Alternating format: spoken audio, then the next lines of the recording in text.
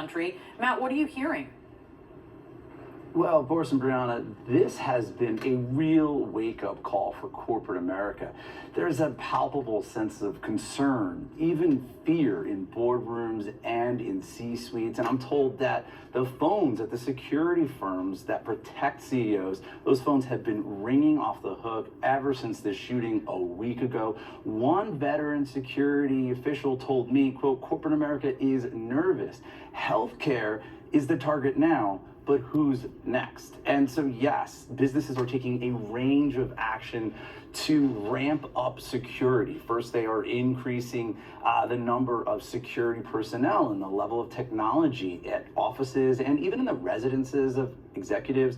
They're also urging executives to delete their digital footprints, stuff like where their kids go to school and the floor plans to their homes. They're enhancing mail screening. They're more closely scrutinizing online threats as well.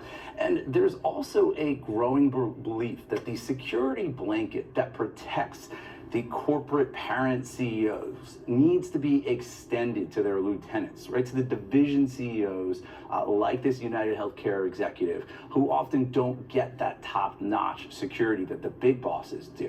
And there's concern that this might not be a one-off, that the online support that we've seen on social media for this murder, for the attention that the suspect has gotten, that it could actually spawn copycats.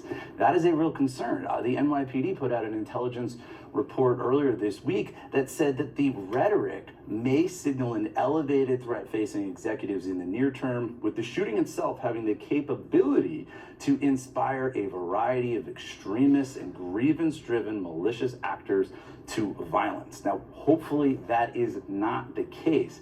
But for now, a lot of businesses, they're taking this very seriously. They're not taking any chances, and they are increasing security. Boris and Brianna?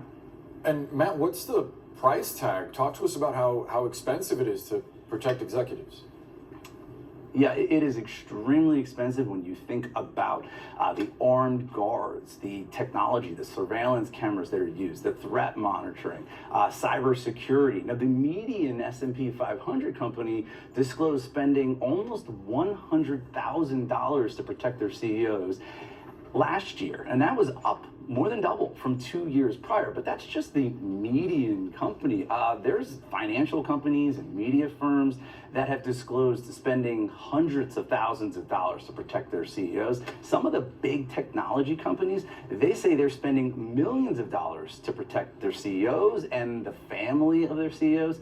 And again, the thinking is that tight security is probably going to have to get expanded to even more senior executives, given what just happened here in New York a week ago. So you got to believe that these expenses that companies are putting forth to try to protect their CEOs and their other executives, all of that spending is going to have to go much higher. Boris and Brianna?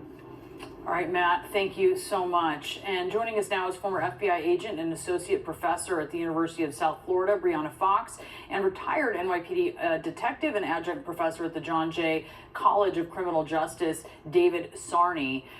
David, you see Mangione here fighting extradition. He could be in Pennsylvania for a while. How do you see investigators using that time?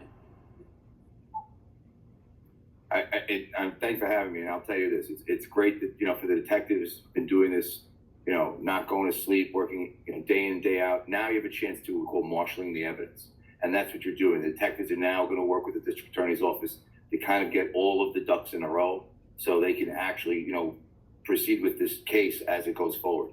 The benefit of this is the detective who has this case wasn't out on every scene, so all of those all those documentation, he's going to be able to read over. So this way he can be apprised really in real time of what happened while he's working and other detectives are working on this investigation.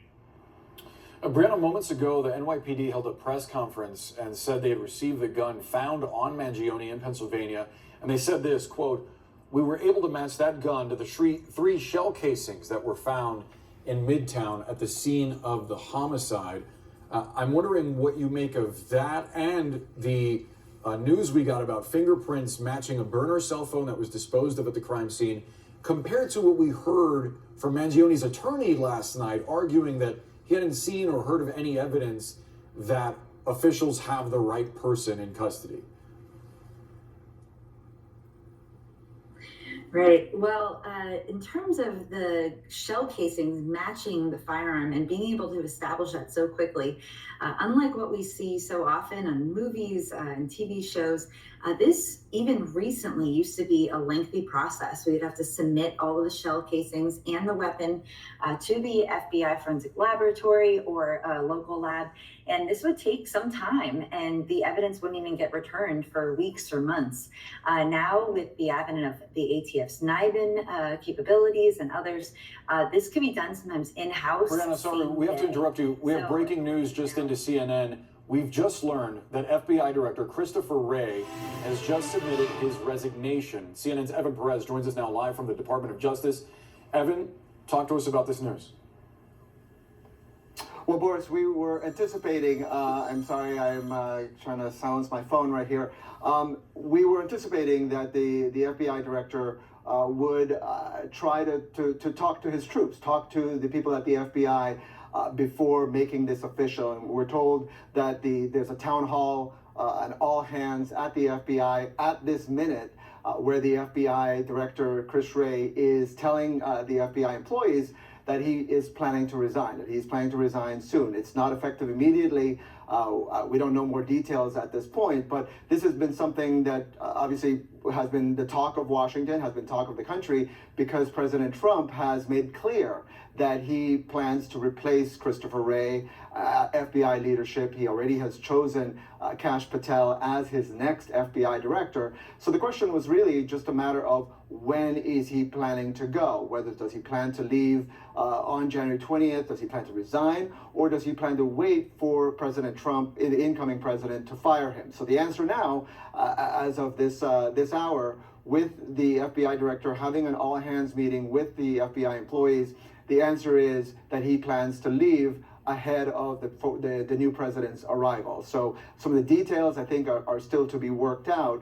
And behind the scenes, Boris, there's been a big discussion for the FBI. One of the parts of this has been how to do an orderly transition to whoever is going to take over.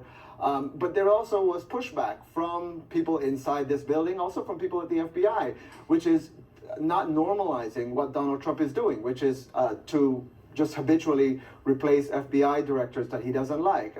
These people are supposed to serve 10-year terms for a reason, to try to remove them from the influence of politics. And here Donald Trump is now about to have his second FBI director, in this case with Christopher Wray, pushing him out ahead of the time that he takes office. So at this hour, we know that the FBI director is talking to FBI employees. He wanted to make sure they heard the news from him, while he also tries to make it clear that he plans to get out of the way before the new president takes over. Boris? Yeah, it's a real politicization of the FBI, even as people argue, oh, it's been politicized, so there needs to be change. It's sort of this wheel in a way that keeps going on this issue, Evan. I wonder if you have a sense of